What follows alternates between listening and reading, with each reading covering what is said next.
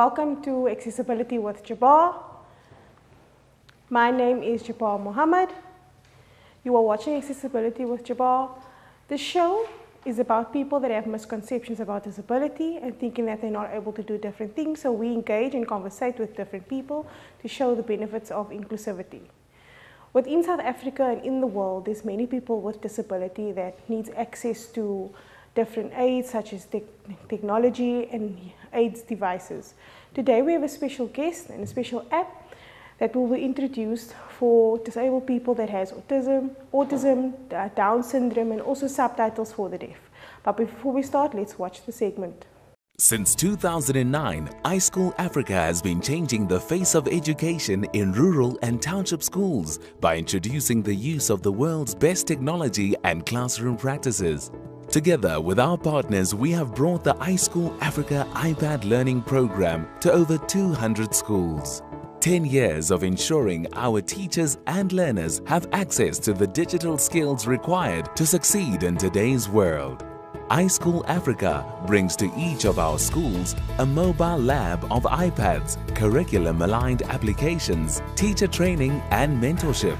Results and impact are closely monitored and evaluated. Together, we have witnessed 10 years of creating a passion for teaching and an enthusiasm for learning. In this time, we have increased numeracy skills by 15% across iSchool Africa schools. Over 100,000 learners' lives have been impacted and over 3,000 teachers have been trained. Here's to our partners, school leaders, communities, teachers and learners who have joined us on this journey of transforming education. Here's to 10 years of iSchool Africa and to many more of impacting the lives of South Africans.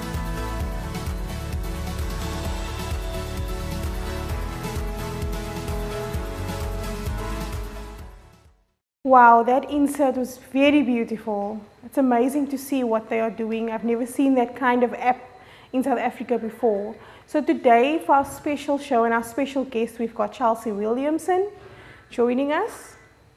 And she works in the disability program called iSchool Africa at iStore. She has quite a lot of experience working with different people, and she's currently studying her MA degree in disability studies. Welcome, Chelsea. Welcome to the Accessibility with Jabaar. Thank you so much. Chelsea, can you tell us more about what the insert was about? What is iSchool all about, iSchool Africa all about, and how did it start? So iSchool Africa was launched in 2010 with the aim of bridging the digital divide in South Africa. We know that a lot of children in South Africa, they don't have equal access to resources, to technology. And we wanted to make sure that all children in rural, in township, in semi-rural, in special needs schools got the same equal access to technology that all children that were in mainstream schools might have access to. But you know, in today's day and age, if you enter into the workspace and you've never had access to technology before then, you're really going to battle. So we wanted to provide that equitable access to technology. Wow, Chelsea. For the kids specifically that don't have access, does it benefit the children right now? Where are the children? Are they in Gauteng or in the Western Cape, or where do you situate your work? So we work with children across South Africa. We're in every single province, which means that I'm constantly on the road going to the schools across the country. And we work with disabilities across the board as well. So we work with children who are low vision, blind, hearing, hard of hearing, deaf, physical and motor disability, and neurodiverse disabilities, dyslexia, autism, dyspraxia, and the likes. And we don't only work in special needs schools, but also work in mainstream schools that are trying to cater for children with disabilities as well. So any school across the country that might have accepted a child with a disability, but doesn't know how to create an accessible and inclusive class, will bring in a technology solution for them and show them how they can really harness the power of technology. And there's a quote that I love. It says, when technology for people without disabilities makes life easier, but for people with disabilities, technology makes life possible. And that's very much what we've based my specific program, which is the Disability Inclusion Program, around, is making life possible and creating independence in learning for children with disabilities through accessibility. Wow, Chelsea, that's amazing. I'm sure many people watching us today are agreeing with me. But now we also want to continue with the conversation, but let's take a quick break. We'll be back after the break.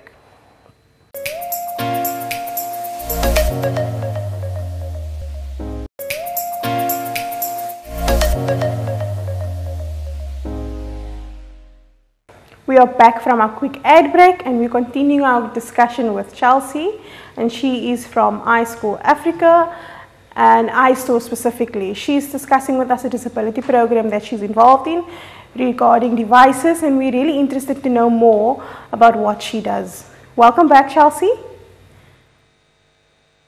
Thank you so much. So we're continuing with the conversation. We want to know more about iStore Africa and also about iSchool. Is it only Apple that provides this app, or is it accessible on other phone products as well, and where? Tell us more. So iSchool Africa and iSchool Education, we are Apple education resellers. So we are focused on Apple products. And iStore as well, iStore is an Apple premium reseller. So they also only focus on Apple products, but we are the hardware provider. And I think this is where a lot of people get confused. They think that just because we're Apple, you can't install other software in it.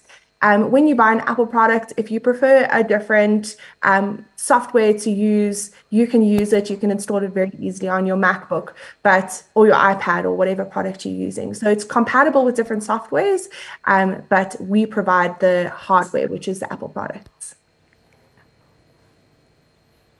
That's very interesting, Chelsea, because I'm listening what you're saying about Apple. I know many people might not have an iPhone or an iPad. So I'm sure that you guys or the company have made donations to schools to assist with that. Because I saw that also on your profile. iStore has been doing quite a lot of charity work as well within the different communities. So the app itself, can you give us maybe one example? For example, if a child that has autism or someone that has Down syndrome, is there a special app for them, or can you explain to us what the app really does? So this is actually why I love Apple, is for accessibility. When it comes to Apple, you don't need to go and pay for and download another app. Accessibility is built into every single Apple device that you will ever own. So things for a child with autism, there's free text to speech and speech to text if it's a non-talking autistic child. I'm also classified as autistic, so I use a lot of the accessibility features myself. But for example, on my MacBook, I push the function button twice, and then I speak into my device, and whatever I say automatically typed for me. I'm busy studying my master's, and a lot of it is reading. So I have the free text speech, and I open up a book, and the book will be read aloud to me. But it's not an app. It's built into my Apple devices. So I don't need to go and pay additional subscriptions. It's all for free, and it's as easy as just turning it on my device. Wow, Chelsea. Personally, I am an iPhone user and an Apple person, but like you said, in terms of accessibility, is there maybe an app that does, or is there any apps that maybe does not have subtitles? Then you need to have another partnership with another app to get the subtitles. Or, for example, which app would you use specifically for subtitles? Because you're saying you're busy with your MA now. So what kind of app or what kind of function would you use? Do you have to pay monthly for the app? I know you said it's free, but I think that some apps you need to pay maybe a subscription. So it's so funny that you say that. In September, Apple is launching a new accessibility feature I'm so excited for, where it's going to automatically generate subtitles for you on any videos and even on your FaceTime calls. So if you're doing a FaceTime video call with a hearing person, it'll automatically generate subtitles for you. Apple is really prioritizing accessibility. So every single year they come out with new and exciting accessibility features, including like the one that you're talking about. So again, you have an iPhone, this accessibility feature is going to be free for you very soon. And it's going to be, again, as simple as just going into your iPhone settings, accessibility, and just turning on the accessibility feature. Another feature I really love with iPhone and iPad is sound recognition for deaf and hard of hearing people. So if there's a fire alarm that's heard or a baby crying, water running, your phone will automatically notify you that that sound has been heard by, so that you can act accordingly. And again, in September with the new updates, you can then record your own custom sound, and then it will notify you when that sound is heard as well. Wow, wow, wow, wow, Chelsea. I can't believe this. I can't wait for that. I think we've been waiting for many, many years. On video calls, there's no subtitles. I think that will make life much easier. Also, I know that in terms of the accuracy with spelling, but it's important that the context is there. So I can't wait for that. So those that are watching us, I'm sure many will be going into the stores and going to go buy iPhones. Chelsea, linked also to your MA degree. Why are you studying that? Is it linked to what you are doing at iStore, or is it just your passion? Because we want to see you working in this field, but your passion of study is obviously what you are busy with now. Can you tell us more about that? So I consider myself a lifelong learner. I will always study. My goal is to get my PhD.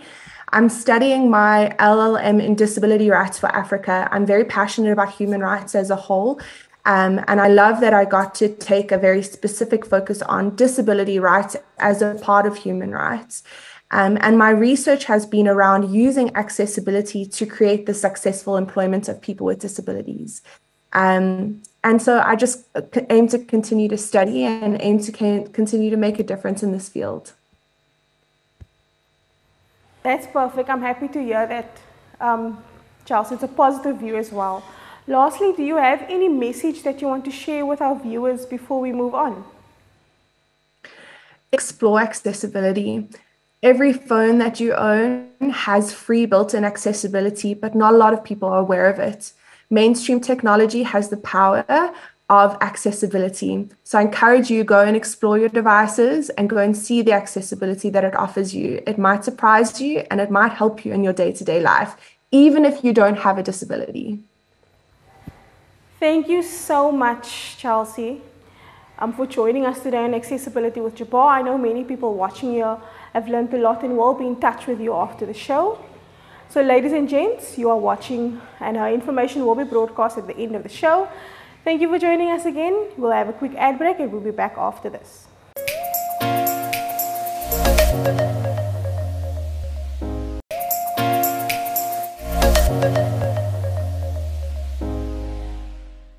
We are back from our ad break and you are still watching Accessibility with Jabaar. Before the break, we spoke with Chelsea Williamson from iStore and iSchool Africa, and we had a discussion regarding devices for people with disability and that they provide for children in the schools, etc. And now we are continuing our discussion with another guest, Mr. Downey. He is the CEO or the leader of DISA, Disability Information South Africa, and DISA is based in South Africa. Welcome, Alan, to Accessibility with Jabaar. Thanks very much for having me on the show. Alan, it's such a big honor to have you here today. Previously, we contacted you regarding information about your website and any links that you have regards to disability. So thank you so much for taking the time to share with us. We want to also know, the first question is, in terms of your view, in South Africa, do you think there's really accessibility for the disabled in terms of apps, etc. within South Africa? I think there are, but I don't think there's enough accommodation when it comes to technology. I think it might be there, but it's not always easy to find. And I think that was the whole aim of Disability Info South Africa, is to try and provide as much information on one platform that we can link up with various places where people can work together to provide these platforms, but make it easily accessible to assist persons with disabilities. That's a very important point for us, getting information, because many people, many parents get news from the doctors and say, for example, your baby has a disability. Now parents are very overwhelmed and they feel isolated, and that's where they come to you, DISA, and check your website, etc. You mentioning that there's not enough available today. For example, when you're doing for NGOs that are responsible for the disability sector, do you feel that not enough is being done in the NGOs, or what do you think? Do you think they need more support, or do you think that there's more apps needed to assist disability? I think they're doing as much as they can. There definitely needs to be more support for them, because a lot of them, especially in the current situation, find it very difficult to survive from a financial point of view. So there definitely needs to be more support for these NGOs, but they also need to work closely together so that other NGOs know exactly what they are able to supply, and by networking together they can assist more people. It's very true what you said, Alan, about the networking, and I think it's important with funding as well. I'm also sure that people that are watching us, that maybe have experience in technology, in IT, those that are watching, I'm sure they will contact you directly in terms of what they can do to assist. And also, obviously, in the business way and how they can support NGOs through you. Ellen, we've seen also many people with disabilities. They face barriers in terms of obtaining information. So what do you think, why do you think there's so many limits? For example, able-bodied people are not aware of what disabilities are all about. How do you think that you can make them understand and internalize what disabilities is about? Well, I think there needs to be more inclusivity in the schools to start off with. I think if you've got a family member or a friend that has a disability, you tend to understand more about what their needs are. And I believe if the schools were more inclusive, that children would grow up understanding what children with disabilities or adults with disabilities require. And when they eventually go to work, they would be more accommodating when they design websites or design buildings or whatever it may be. And that's, I believe it's going to start with the schools. And there's a lot of schools that aren't accessible and not inclusive. And then there also needs to be some enforcement from the government with regards to accessibility. You see a lot of TV shows, a lot of news that don't have closed captioning. Some have sign language, but not everybody can understand sign language that has a hearing impairment. So, just they need to set an example. Government needs to set an example. We saw during COVID that the announcements for COVID they didn't use closed captioning, which is a big problem for many people in South Africa. Wow, Ellen, I feel that your answers has covered everything that we wanted to discuss. Thank you so much for your time and joining Accessibility with Jabaar. Thanks very much. So we've come to the end of the show, but before we wrap up, for more information on the two guests that we had today, are noted below. We've got iStore information at below as well, and as well DISA's information. Thank you so much for watching Accessibility with Jabaar. Enjoy the rest of your day.